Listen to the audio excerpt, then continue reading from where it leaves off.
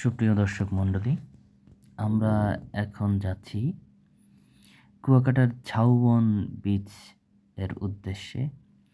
ঝাউবন বিচটা কুয়াকাটার যে মূল পয়েন্ট সেখান থেকে প্রায় 2 থেকে 2.5 কিলোমিটার দূরে। রাস্তা খুব একটা ভালো না, তো আমরা প্রথমে আমাদের হোটেল থেকে মূল পয়েন্টে চলে আসলাম। মূল পয়েন্ট থেকে এখন আমরা একটা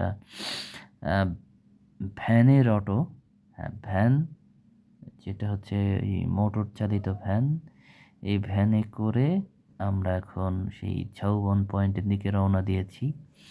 আপনারা দেখতে পাচ্ছেন এটা মেরিন ড্রাইভ হবে। এই মেরিন ড্রাইভ হওয়ার কথা, কিন্তু রাস্তার কাজ এখনও অসম্পূর্ণ। রাস্তায় শুধু খোয়া দেওয়া হয়েছে, তবে আশেপাশের দৃশ্য খুবই মনোরম। এই রাস্তাটি হয়ে গেলে এই কুয়াকাটার যে ভবিষ্যতের পর্যটন শিল্প তা বেশ বিকশিত হবে। দেখুন কি চমৎকার নারিকেল গাছ! এখানে দেখলাম বেশ ভালো নারিকেল গাছ হয়। আমরা চলে এসেছি সেই ঝাউবন পয়েন্টে। ঢুকেই দেখতে পেলাম কিছু ঝাউ গাছ মাটিতে উপড়ে আছে।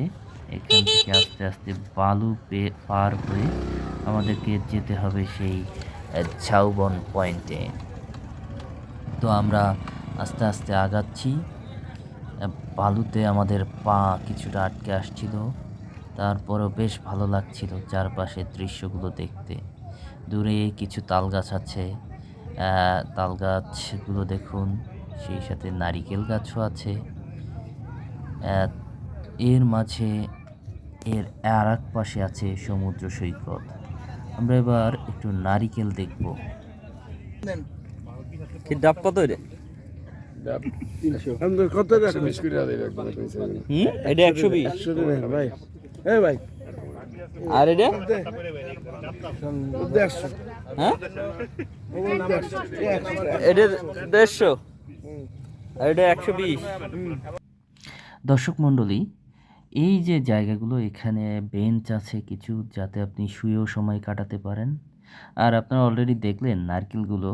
তো নারকেলের বিষয়টা হচ্ছে, এই পর্যটন এরিয়ায় নারকেলের দাম বেশ হাই। তো নারকেল দেখতে দেখতে আমরা একটু বিচের কাছাকাছি চলে এসেছি। আমরা এখন চলে এখানে এসেছি বেশ কুয়াকাটার দেখতে পাচ্ছেন যে ঝাউবন কাদা পয়েন্টে। মাটির এই মতো, পয়েন্টটাকে মানে বলে বালু ঝাউবন পানিতে পয়েন্ট। ভিজে যেটা মূল হয় কুয়াকাটার পয়েন্ট সেই থেকে অবস্থা এটা হয়ে আছে। মেরিন ড্রাইভ হয়ে প্রায় 2 চারিপাশে কিলোমিটার কিছু মোটরসাইকেল দূরে দেখতে পাচ্ছেন। অবস্থিত। অনেকেই আছে মোটরসাইকেল এই ঘোরায় ভাড়ার বিনিময়ে। এখানে একটা নৌকা দেখতে পাচ্ছি, যে নৌকাটা আসলে মাছ শিকার করে এসেছে। এই পয়েন্টটা বেশ ট্রলার, এটা নিরিবিলি। ইঞ্জিন চালিত দেখুন, নৌকা। আর এই পাশে আর একটা ছোট এখানে ডিঙ্গি নৌকা দেখা কিছু মাছ যাচ্ছে। ধরার নৌকা আছে। ওটাও মাছ ধরার জন্য ব্যবহার হচ্ছে। অপরদিকে ছোট ছোট দোকানপাট এখানে ব্যবসার পসরা নিয়ে বসে আছে।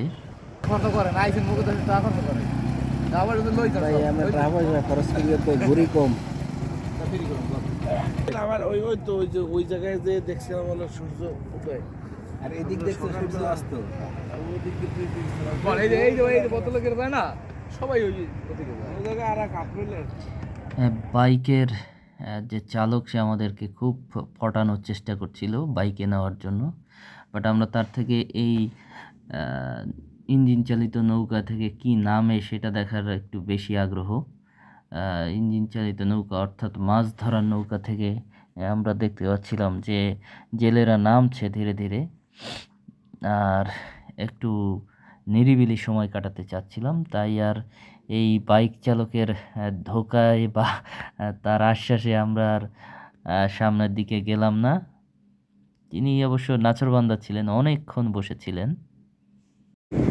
সুপ্রিয় দর্শক মণ্ডলী, আমি এখন চলে এসেছি কুয়াকাটার যে মূল সী বিচ থেকে প্রায় 2 কিলোমিটার পূর্ব দিকে। এইটাকে বলে মূলত হচ্ছে ঝাউবন স্পট। ঝাউবন স্পট মেরিন ড্রাইভ থেকে আসতে হয়। কুয়াকাটার মূল সী বিচে থেকে মেরিন ড্রাইভ চলে এসেছে পূর্ব দিকে। এই সী বিচের মেরিন ড্রাইভ থেকে 2 কিলোমিটার আমরা ভ্যানে চলে এসেছি, এবং চলে এসে এখানে যে সী বিচটায় আসছি, এই সী বিচটা তুলনামূলকভাবে কম জনসমাগম। এখানে। তো এটা বেশ শান্ত একটা জায়গা। তো এখান থেকে সমুদ্রটা বেশ ভালোভাবে উপভোগ করা যায়। দেখুন এখানে সমাগম বেশ কম এবং অন্যদিকে সমুদ্রেও বেশ ঢেউ আছে। আর এখানে কিছু ফিশিং বোটও আছে, যেগুলো মাছ ধরে এসে এখানে নোঙর করেছে। সেখানে আপনারা দেখতে পাচ্ছেন এখানে বেশ কয়েকজন জেলেরা তারা এই ফিশিং বোট থেকে নামছে। এখানে আবার দেখতে পাবেন বেশ কিছু মোটরসাইকেল আছে, যারা আপনাদেরকে নিয়ে মোটরসাইকেলে করে এই বীজটা ঘুরিয়ে দেখাবে, বিভিন্ন স্পট ঘুরে দেখাবে।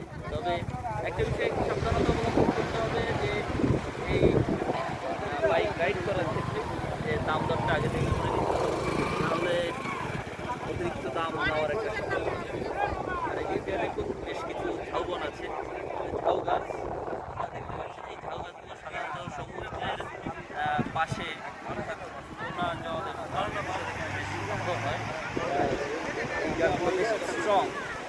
আপনার ঝড়ে বা বন্যায় জলোচ্ছ্বাসে এই গাছগুলো সহসা কাত হয়ে পড়ে না বা ভেঙে যায় না।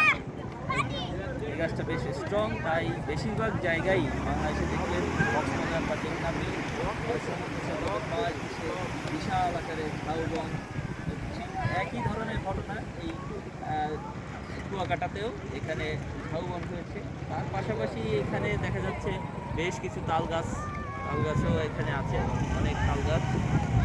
আর এখানে আমরা পথে দেখতে পেয়েছি নারিকেল গাছও বেশ ভালো হয়। তবে এখানে ডাবের দাম বেশ বেশি এবং পর্যটকদের জন্য এটা আরও একটু বেশি।